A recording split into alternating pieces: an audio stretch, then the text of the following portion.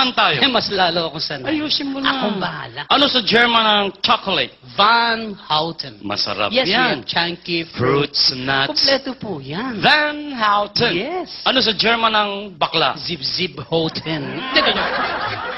Huwag kang hysterically papaliwanag ko!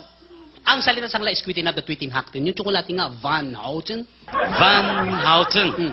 Sip-sip. Houten. German ba yun? German yun. Parang naintindihan nila eh. Abay, nakarating rin ng German eh. Ibig mo sabihin ako lang hindi nakarating ng Germany? Bakit? May passport ba ang baboy? Wala. Why? Ayusin mo. Akong bahala. Ano sa German ang matandang dalaga? Matandang dalaga? Yan. Ang takot sa Houten. Anong takot sa ulo? Tatanda ba naman? Hey! Parang Tagalog talaga eh. Ano sa German ang matandang binata? Laylay na Houten. Bakit pa puro Houten? Houten haben. Parang Tagalog eh. German. Ano sa German ang playgirl? Playgirl? Oh. Open sa Houten.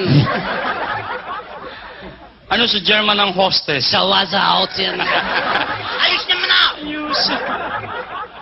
Ano sa German ang biyuda? Zabig sa Houten. Neplimis.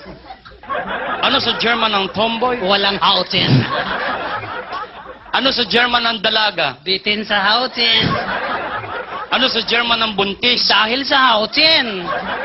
Eh, nakapanganak na. E balik sa Houten. Ano sa German ang madre? Galit sa Houten. Ano sa German ang pare? Bigong Houten. Ano sa German yung lalaking nilalayo ng mga babae? Bautin. Ano sa German ang sugar daddy? Houten. Ha?